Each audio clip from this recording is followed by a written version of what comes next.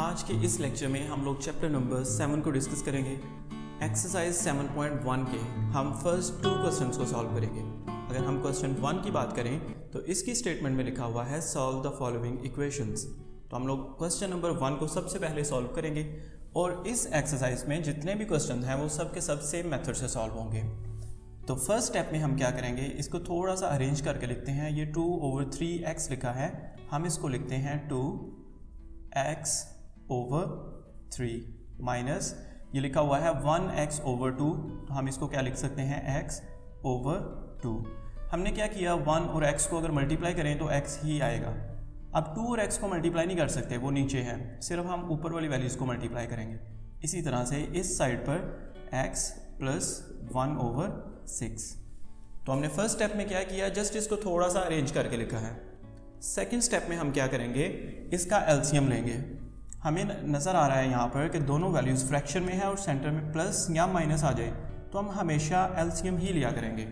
अब जो एलसीएम है वो काफ़ी मुश्किल लगता है कुछ स्टूडेंट्स को। कुछ लोग क्या करते हैं, इसको मल्टीप्लिकेशन वाले मेथड से सॉल्व करते हैं, उसमें एलसीएम जो होता है उसको दोनों साइड्स पे मल्टीप्लाई कर देते हैं। लेकिन जो एलसीएम वाला मेथड है वो भी हमें सीखना चाहिए और ये बहुत आसान सा मेथड है। अगर आप इस क्वेश्चन में अच्छी तरह से इस मेथड को देख लेते हैं तो आप नेक्स्ट जितने भी इस एक्सरसाइज में क्वेश्चंस हैं उन सबको ईजिली सॉल्व कर लेंगे। तो आज हम लोग देखते हैं कि एलसीएम कैसे लेते हैं। एलसीएम में हम सबसे पहले क्या करेंगे, 3 और 2 का एलसीएम लेंगे। ये आप सब लोग जानते हैं कि कैसे लेते हैं। तो 2 से स्टार्ट करेंगे, 3 नहीं होता तो इसी तरह से लिखते हैं 2 1s are 2। अब 3 1s are 3 और 1 इसी तरह से, तो 3 2s are कितना आएगा 6। तो हमारा एलसीएम 3 और 2 का 6 है, तो यहाँ पर हम लोग लिखेंगे 6। अब यहाँ पर क्या आएगा, ये प्रॉब्लम होती है स्टूडेंट्स के लिए। यहाँ पर हम लोग सबसे पहले साइन लगाते हैं माइनस का, देन हमारे पास जो ऊपर वाली वैल्यूज़ है ना वो हम लोग लिखेंगे यहाँ पे। तो क्या आएगा हमारे पास, एक आएगा 2x और एक हमारे पास क्या है x। लेकिन ये अभी कंप्लीट नहीं हुआ। ये एलसीएम लेने का बिल्कुल सिंपल सा मेथड है कि आप नीचे वाली वैल्यू का एलसीएम लेके नीचे लिखेंगे, ऊपर जो वैल्यूज़ हैं उनको ऊपर लिखें, जो साइन है वही लिखें। लेकिन यहाँ पर कुछ एक्स्ट्रा भी हमें ऐड करना पड़ेगा। क्या ऐड करना पड़ेगा, एक वैल्यू हमें यहाँ पर कुछ लिखनी पड़ेगी और एक वैल्यू हमें इस x के साथ भी लिखनी पड़ेगी। वो वैल्यूज़ क्या हैं वो हम लोगों ने फाइंड आउट करना है। उसके लिए देखें आपने क्या करना है, इस 3 और इस 6 को देखना है एक दफ़ा और एक दफ़ा इस 2 और 6 को देखना है। तो फर्स्ट ऑफ ऑल हम लोग इन दोनों को देखते हैं, 6 को और 3 को। आपने रफ अमर में 6 और 2 को डिवाइड करना है, सॉरी 6 और 3 है तो आप 6 और 3 कर लें सबसे पहले, और आंसर क्या आएगा 3 2s are 6। ये जो 2 है इसको हम लोग यहाँ पर लिखेंगे। फिर देखें यहाँ पर क्या आएगा, आप 6 और 2 को देख लें, यहाँ पर लिखें 6 और यहाँ पर लिखें 2। आंसर क्या आएगा हमारे पास 3। इस 3 को आप लोगों ने यहाँ पर लिखना है। तो ये बहुत ही इजी एक मेथड है कि हम लोग एलसीएम किस तरह से ले सकते हैं। हमेशा हम लोग इसी तरह से एलसीएम को लिया करेंगे। वो कोई भी क्वेश्चन आ जाएगा एलसीएम का तो हम इसी तरह से लेंगे। जो मल्टीप्लिकेशन वाला मेथड है कुछ स्टूडेंट उस मेथड से करते हैं, लेकिन हम लोग एलसीएम वाले मेथड से कब तक भागेंगे, ये मेथड भी हमें सीखना चाहिए और बहुत ईजी मेथड है। दोबारा देखें, यहाँ पर हम इस वैल्यू का एलसीएम लेते हैं, इस वैल्यू के नीचे कुछ नहीं है तो हम लोग क्या लिख सकते हैं यहाँ पे 1 और 6, इन दोनों का जो एलसीएम है वो 6 आएगा। नेक्स्ट हमने क्या करना है, ऊपर है x और 1, तो आप लिख सकते हो यहाँ पर x + 1। और मैंने आपको बताया था कि x और 1 के साथ कुछ ना कुछ वैल्यू आएगी, एक वैल्यू इधर आएगी और एक वैल्यू यहाँ पर आएगी। अब यहाँ पर हमारे पास कौन सी वैल्यूज आएंगी वो कैसे पता चलेगा, वो मैंने आपको बताया था कि आप 1 और 6 हैं तो इसको रफ फॉर्म में लिख लें। कौन कौन सी वैल्यू है, 6 और 1। तो अगर हम 6 और 1 लिखें तो आंसर क्या आएगा, 6/1 6 ही होता है। तो यहाँ पर हमारे पास क्या आएगा 6। यहाँ पर क्या आएगा, इस 6 को और इस 6 को देखें आप, 6 और 6, तो आंसर क्या आता है 1। कटिंग हो जाएगी ना इसकी, तो वो 1 हम लोग यहाँ पर लिख सकते हैं। तो इस तरह से ये हमने एक इजी से मेथड से एलसीएम को सॉल्व किया। अब नेक्स्ट हम लोग इसको जस्ट सॉल्व करेंगे। 2 और 2 मल्टीप्लाई हो रहे हैं तो 2 और 2 को मल्टीप्लाई करेंगे तो वो 4x आ जाएगा, माइनस 3 और x ये आपस में मल्टीप्लाई हो जाएंगे तो 3x आएगा ओवर 6। इसी तरह से इक्वल लिखेंगे हम लोग। 6 और x को अगर मल्टीप्लाई करें तो हमारे पास आ जाता है 6x प्लस 1 और 1 को मल्टीप्लाई करेंगे 1 आएगा ओवर 6। अब 4x और 3x माइनस हो रहे हैं हमारे पास, तो 4 में से अगर 3 को माइनस कर दें तो बाकी कितने x आ जाएंगे, यहाँ पर है 4x और यहाँ पर कितने हैं 3x। 4x में से 3x माइनस कर दें तो बाकी हमारे पास जस्ट 1x बच जाएगा। 1 आप लिखना चाहते हैं या नहीं वो आपकी मर्ज़ी है। 6 ऐसे ही लिखेंगे इक्वल। अब इनको हम नहीं कर सकते कि 6 और 1 7, क्योंकि ये 6x है, ये जस्ट 1 है। इसको एज इट इज़ लिख देते हैं। ओवर के नीचे हमारे पास 6 था, उसको ऐसे ही लिखेंगे। इस 6 को चूँकि इधर डिवाइड हो रहा है उधर जाएगा मल्टीप्लाई होगा, तो मल्टीप्लाई कर देते हैं। x को ऐसे ही रहने देते हैं हम लोग और यहाँ पर लिखते हैं 6x + 1 ओवर 6 मल्टीप्लाई 6 उधर आएगा, यहाँ पर आके मल्टीप्लाई हो जाएगा। तो ये दोनों हमारे पास कैंसिल हो जाएंगे। तो फाइनल हमारे पास क्या आ जाएगा, x = 6x + 1। अब हमारा काम था कि इस क्वेश्चन में x की वैल्यू को फाइंड आउट करना। हम क्या करेंगे, x की जो वैल्यूज़ हैं उनको एक तरफ करेंगे और जो कांस्टेंट वैल्यू है उसको दूसरी तरफ रहने देंगे। x ये वाला जो 6x है इसको इस तरफ लेके आते हैं, इक्वल के इस साइड पर आएगा तो माइनस हो जाएगा, तो x और 6x इधर आएगा, -6x = 1। अब यहाँ पर मिस्टेक क्या होगी, x में से 6x को माइनस करना है हमने, तो बाकी क्या आएगा, ज़्यादातर स्टूडेंट्स लिखेंगे 5x नहीं आएगा, यहाँ पर क्या आएगा -5x। यहाँ पर कितने x हैं 1 और यहाँ पर कितने हैं -6। तो अगर हम लोग 1 - 6 करते हैं तो आप कैलकुलेटर यूज़ करेंगे तो -5 आंसर आएगा और इस साइड पर हमारे पास क्या था 1। और लास्ट स्टेप में हम क्या करेंगे, इस 5 को उधर जाकर डिवाइड कर देंगे, क्योंकि -5 और x ये आपस में मल्टीप्लाई हो रहे हैं, उस साइड पर डिवाइड हो जाएगा। तो x का आंसर हमारे पास फाइनल क्या आ गया 1/-5। अब ये जो माइनस है ये हम नीचे लिखने की बजाय ऊपर ही लिखा करेंगे, ये आपने हमेशा याद रखना है कि हम इसको ऊपर ही लिखते हैं। अब हम लोग नेक्स्ट स्टेप देखिए, ये हमारा जो था वो आंसर आ गया x का। हमने इस क्वेश्चन को सॉल्व करना था तो हमने सॉल्व कर दिया कि x की जो वैल्यू है वो है -1/5। अब हमने चेक करना है कि क्या ये जो आंसर आया है ये हमारे इस क्वेश्चन को सेटिस्फाई करता है या सेटिस्फाई नहीं करता। तो क्वेश्चन की स्टेटमेंट में जस्ट लिखा था सॉल्व द फॉलोइंग इक्वेशन, लेकिन आपने हमेशा सॉल्व करने के बाद इसको चेक भी करना है, ये कंपलसरी है। तो हम इसको चेक करेंगे क्या ये जो आंसर है ये इस इक्वेशन को सेटिस्फाई करता है या नहीं करता। कुछ क्वेश्चन ऐसे होते हैं जिसमें ये सेटिस्फाई नहीं कर रहा होता, उसको हम लोग एक्सट्रीनियस रूट कहेंगे। जब वो क्वेश्चन करेंगे फिर उसमें भी हम इस चीज़ को डिस्कस करेंगे कौन से रूट एक्सट्रीनियस हैं। तो फिलहाल हम लोग चेक करते हैं सबसे पहले। तो यहाँ पर हम लोग हेडिंग देते हैं चेक और हम अपने क्वेश्चन को दोबारा से लिखेंगे। हमारा क्वेश्चन क्या था, हमारा क्वेश्चन था 2/x 2/3x - 1/2x = x + 1/6। अब हमने क्या करना है कि इस क्वेश्चन में जहाँ पर आपको x नज़र आ रहा है वहाँ पर आपने x की वैल्यू पुट कर देनी है। तो x का जो आंसर था वो था -1/5, तो हम यहाँ पर x की जगह पर क्या लिखेंगे -1/5 -1/2 लिखेंगे। x की बजाय हम -1/5 लिखेंगे, x तो हम क्या लिखेंगे -1/5 और यहाँ पर हमारे पास साथ क्या था +1/6। तो ये स्टेप जिसमें हम चेक करते हैं उसमें हम अपना क्वेश्चन दोबारा लिखेंगे और जहाँ जहाँ पर भी x नज़र आ रहा होगा वहाँ पर हम वो वैल्यू पुट करेंगे जो हमारा आंसर आया था। अब इसको सॉल्व करते हैं। 2 को अगर 1 से मल्टीप्लाई करें तो आंसर क्या आएगा -2, माइनस था तो माइनस भी आएगा। 5 और 3 को मल्टीप्लाई करेंगे 15, माइनस और माइनस ये प्लस हो जाएंगे। 1 को 1 से मल्टीप्लाई करेंगे 1, 5 और 2 को मल्टीप्लाई करेंगे तो 10। इसी तरह से इस साइड पर -1/5 + 1/6। अब इसको हम लोग सॉल्व कैसे करेंगे, फ्रैक्शन में है, सेंटर में अगर प्लस या माइनस आता है तो हम क्या करते हैं एलसीएम लेते हैं। इस साइड पर भी एलसीएम लेंगे और इस साइड पर भी एलसीएम लेते हैं। तो एक मेथड तो ये है कि हम इसको डायरेक्ट कैलकुलेटर पे सॉल्व कर रहे हैं। अगर आपके पास कैलकुलेटर है तो आप डायरेक्ट इसको सॉल्व कर सकते हैं, लेकिन हम लोग इसको वैसे कैसे सॉल्व करेंगे अगर कैलकुलेटर नहीं है, तो उसके लिए वही मेथड है जिस तरह हमने पहले इसको सॉल्व किया था। तो 5 और 6 है यहाँ पर, तो हम 5 और 6 का एलसीएम लेंगे तो क्या आएगा 5 और 6 का एलसीएम 2 से कर लेते हैं इसको 2, 5 इसी तरह से आ जाएगा 2 3s are 6, 5 1s are 5, 3 इसी तरह से 3 1s are 3। तो आंसर क्या आएगा 5 2s are 10, 10 3s are 30। तो यहाँ पर हम क्या लिखेंगे 30। फिर मैंने आपको बताया था कि एलसीएम में हम क्या करते हैं, ऊपर वाली वैल्यूज़ को लिख लेते हैं। ऊपर क्या है यहाँ पर -1 और साथ क्या है प्लस और फिर क्या है 1।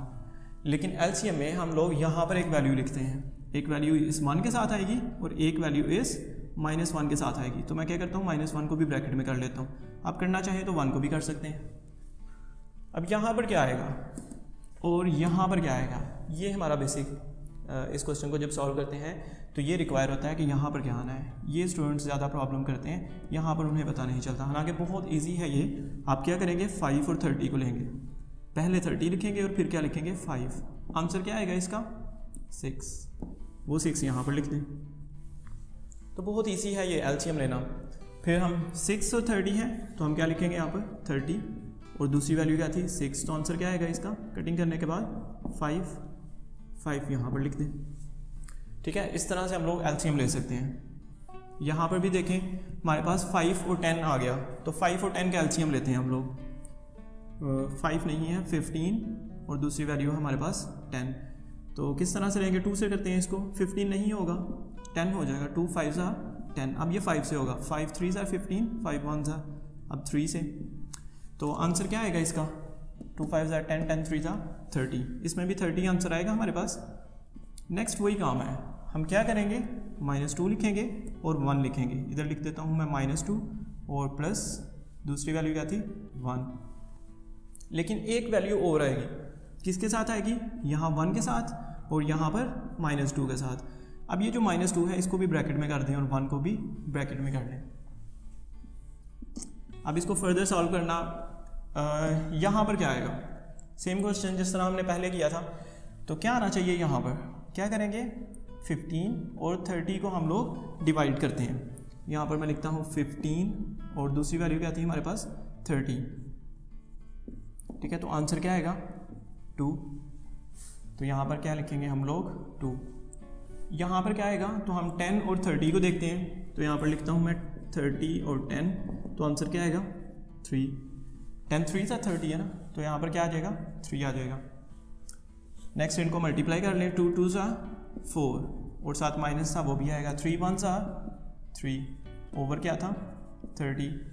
इसी तरह से इस साइड पर देखते हैं 6 -1, अब 5 नहीं कर देना, ये मल्टीप्लाई हो रहे हैं, -6 5 1 5 ओवर 30। अब हम देखते हैं -4 + 3 कितना होता है। कुछ लोग 1 लिख के आएंगे, -1 होता है। आप कैलकुलेटर पे डायरेक्ट कीजिए, -4 + 3 -1 ओवर 30। और इसी तरह से हम लोग यहाँ पर देखते हैं -6 + 5 -1 और साथ क्या आ जाएगा 30। तो हमारे दोनों आंसर सेम आ गए। इस क्वेश्चन में जो हमारी राइट हैंड साइड थी उसका आंसर भी -1/30 आया और जो लेफ्ट हैंड साइड थी उसका आंसर भी क्या आ गया -1/30। तो क्या पता चला कि हमने जो आंसर निकाला था, जो हमारे पास x की वैल्यू आई थी -1/5, वो वैल्यू इस क्वेश्चन को क्या कर रही है, सेटिस्फाई कर रही है। तो ये जो x का आंसर था ये हमारा क्या होगा, रूट होगा। तो हम लोग लास्ट स्टेप पे करेंगे, हम लिखेंगे कि हमारा जो सोल्यूशन सेट है, यानी हमारा जो सोल्यूशन आया है वो क्या है, ये आंसर आया था हमारे पास -1/5। तो यहाँ पर हम लिखेंगे -1/5। लेकिन ये याद रखना है, ये आंसर हम सिर्फ तब लिख सकते हैं अगर ये आंसर सेटिस्फाई करे क्वेश्चन को। लेट्स सपोज कि आपका जो आंसर आता है जब आप उसको चेक करते हैं तो वो इस इक्वेशन को सेटिस्फाई नहीं करता, यानी दोनों आंसर सेम नहीं आते, तो फिर आप लोग इस आंसर को यहाँ पर नहीं लिखोगे, आप जस्ट ये ब्रैकेट्स लगाओगे और इसको एम्प्टी छोड़ दोगे, मतलब आपका जो सोल्यूशन सेट होगा वो एम्प्टी होगा। हमारा जो क्वेश्चन नंबर 1 था वो कंप्लीट हो गया। अब इसी एक्सरसाइज में जो सेकंड क्वेश्चन था हमारे पास वो x - 3/3 - x - 2/2 = -1 है और इसको भी हम लोगों ने सॉल्व करना है। सॉल्व करेंगे, जो आंसर आएगा उसको हम फिर फर्दर क्या करेंगे, चेक करेंगे। अगर तो वो इक्वल आ जाता है आंसर तो हम सोल्यूशन सेट में अपना ये आंसर लिख सकते हैं। अब इसको कैसे सॉल्व करेंगे, देखिए ये फ्रैक्शन में है, ओवर में है वैल्यूज़ और सेंटर में अगर प्लस या माइनस आ जाए तो हम क्या करते हैं, एलसीएम लेते हैं। तो हम एलसीएम लेंगे। तो मैंने आपको लास्ट क्वेश्चन में बताया था कि एलसीएम हम लोग किस तरह से लेते हैं, 3 और 2 का अगर हम लोग एलसीएम लें तो क्या आएगा हमारे पास 3 और 2। ये आप सबको पता है 3 अगर हम 2 से करते हैं सबसे पहले तो 2 3 तो ऐसे ही आ जाएगा 1 ज़ा और 3 1 ज़ा, तो आंसर हमारे पास क्या आएगा 3 2 ज़ा 6। और फिर मैंने क्या कहा था, ऊपर वाली वैल्यूज़ को आपने एज इट इज़ लिखना है। ऊपर क्या है हमारे पास x-3 है, ब्रैकेट में इसको करते हैं, सेकंड माइनस है हमारे पास, और फिर क्या लिखा हुआ है x-2। और यहाँ तक हमारा काम ख़त्म नहीं था होता, हमने एक वैल्यू मज़ीद यहाँ पर ऐड करनी है x-2 के साथ, और एक वैल्यू हमने कहाँ पर ऐड करनी है x-3 के साथ। ये जो -1 है इसको मैं एज इट इज़ लिखता हूँ। तो अब ये हमारा काम है, यहाँ पर क्या आएगा और यहाँ पर क्या आएगा। तो लास्ट क्वेश्चन में जिस तरह से किया था हम उसी तरह से बिल्कुल करेंगे। कैसे हम करते थे, यहाँ पर हमारे पास क्या है 6 है और यहाँ पर क्या है 3, तो हम लिखते हैं 6 और 3, तो आंसर क्या आएगा 2। इस 2 को यहाँ पर हम लोग लिख सकते हैं, ठीक है। इसी तरह से अब आपको पता चल गया होगा कि यहाँ पर क्या आएगा। उसके लिए हम क्या करेंगे, 2 और 6 को देखते हैं। तो यहाँ पर लिखता हूँ मैं 6 और यहाँ पर लिखता हूँ 2, तो आंसर क्या आएगा कटिंग करने के बाद 3। तो मैं यहाँ पर क्या मेंशन करूँगा 3, ठीक है। तो ये हमारे पास क्वेश्चन जो है ना कुछ सॉल्व हो जाएगा अगर हम लोग अब क्या करेंगे, इसको मल्टीप्लाई करते हैं। तो अब मैं इसको मल्टीप्लाई करता हूँ। थोड़ा सा पहले मैं इसको अरेंज करके लिखता हूँ। 2 लिखता हूँ, x-3 लिखूँगा, माइनस ये जो 3 इस साइड पर लिखा हुआ है मैं इसको इस साइड पर लिख लेता हूँ 3, और साथ क्या था x-2 ओवर 6 -1। ये स्टेप जस्ट इसलिए किया है क्योंकि हमें इस साइड से मल्टीप्लाई करने की आदत नहीं है, तो हम लोग इसी साइड से मल्टीप्लाई करते हैं, इसलिए मैंने ये ब्रैकेट भी ख़त्म कर दी है और 3 को स्टार्टिंग में लिख लिया। तो आप लोग लिख सकते हैं इस तरह से। अब मल्टीप्लाई करते हैं इसको, 2 को x से मल्टीप्लाई करेंगे, फिर 2 को किससे मल्टीप्लाई करेंगे 3 के साथ। तो क्या आएगा, 2 को x से मल्टीप्लाई किया तो 2x, 2 को 3 से किया तो 2 3 ज़ा 6, 3 को x से करेंगे 3x, 3 को 2 से करेंगे 6, प्लस क्यों आ गया, माइनस और माइनस वो क्या हो जाएगा प्लस। नीचे हमारे पास 6 है और इस साइड पर क्या था -1। अब सेकंड हमारे पास जो मिस्टेक है वो हम क्या करते हैं, यहाँ पर देखें x की कितनी वैल्यूज़ हैं। x की एक हमारे पास ये है 2x और एक ये है, इनको आपस में सॉल्व कर सकते हैं हम लोग। तो 2x और यहाँ पर है -3x, तो ये कितना होता है 2x -3x। अब कुछ स्टूडेंट लिख के आएंगे x हो जाता है, x नहीं होगा। यहाँ पर x के साथ क्या है 2 और यहाँ पर x के साथ क्या है -3, तो 2 -3 हमारे पास कितना आता है -1। अगर हम कैलकुलेटर पे सॉल्व करें ना -1 आएगा। तो यहाँ पर क्या लिखते हैं -1x, वो 1 आपकी मर्जी है आप लिखें या ना लिखें। सेकंड है हमारे पास -6 और ये है +6, तो कितना हो जाएगा 0। इसको लिखने की ज़रूरत ही नहीं है। ओवर में क्या था 6, इस साइड पर क्या है -1। अब नेक्स्ट स्टेप क्या करना चाहिए हमें, 6 यहाँ पर डिवाइड हो रहा है, इस साइड पर आएगा तो मल्टीप्लाई हो जाएगा -x, 6 1s are 6, तो -x किसके इक्वल है -6 के। हमें माइनस नहीं चाहिए, तो माइनस दोनों तरफ से कैंसिल, x का आंसर क्या आएगा 6। तो ये हमने क्या किया, x का आंसर निकाला। हमने इस क्वेश्चन को सॉल्व करना था, हमने सॉल्व कर दिया, हमारा x का आंसर आ गया। अब हम ये चेक करेंगे क्या ये जो आंसर आया है ये इस क्वेश्चन को, हमारे इस क्वेश्चन को सेटिस्फाई भी करता है या नहीं करता। उसके लिए हम क्या करेंगे, दोबारा से अपने क्वेश्चन को लिखेंगे और जहाँ जहाँ पर आपको x नज़र आ रहा है वहाँ पर आप लोग x की वैल्यू पुट करेंगे। तो यहाँ पर हमारे पास x है, तो x की जगह पर हम लोग क्या पुट करेंगे 6 -3 ओवर 3 माइनस, यहाँ पर x है तो x का हमारा आंसर क्या आया था 6 था, तो यहाँ पर x की जगह पर हम लिखते हैं 6 -2 ओवर 2 लिखेंगे इक्वल, ये -1 हम लोग इसी तरह से लिखेंगे। इस क्वेश्चन में भी हम लोग उसी तरह से चेक करेंगे, इस साइड को भी सॉल्व करेंगे और इस साइड को तो ऐसे ही लिखते जाएंगे। यहाँ पर जस्ट -1 है, अगर दोनों आंसर इक्वल आते हैं तो इसका मतलब ये जो हमारा आंसर है वो इस क्वेश्चन को सेटिस्फाई कर गया। तो हम इसको सोल्यूशन सेट में लिख देंगे। तो 6 -3 कितना आ जाएगा 3, वो 3 है, -6 -2 हमारे पास क्या आएगा 4 ओवर हमारे पास 2 है, -1 को एज इट इज़ लिखेंगे। अब 3 ओवर 3 ये हमारे पास कितना आएगा 1, और 4 ओवर 2 हमारे पास क्या आएगा 2, -1 को एज इट इज़ लिखते हैं इक्वल। अब 1 -2 कितना होगा, 1 -2 1 नहीं होता बल्कि क्या होता है -1। इस साइड पर जो -1 था वो एज इट इज़ लिखते हैं। तो क्या पता चला, दोनों जो साइड्स थी दोनों का आंसर हमारे पास क्या है -1, तो ये इक्वल आंसर आ गए हैं। अगर इक्वल आंसर आए तो इसका मतलब हमने जो क्वेश्चन में x की वैल्यू 6 निकाली थी, ये वैल्यू इस क्वेश्चन को क्या कर रही है, सेटिस्फाई कर रही है। इसलिए हमारा जो सोल्यूशन सेट होगा वो क्या आएगा, 6, यानी ये हमारा जो आंसर था वो हम लोग यहाँ पर लिखेंगे।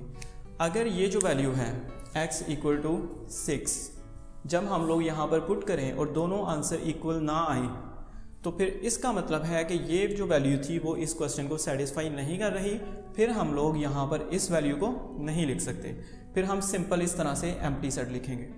लेकिन फिलहाल यहाँ पर चूंकि इसने सेटिस्फाई कर दिया तो हम लोग यहाँ पर क्या लिखेंगे, 6। आज के लेक्चर के लिए जस्ट यही क्वेश्चन से नेक्स्ट क्वेश्चन हम लोग नेक्स्ट वीडियो में डिस्कस करेंगे।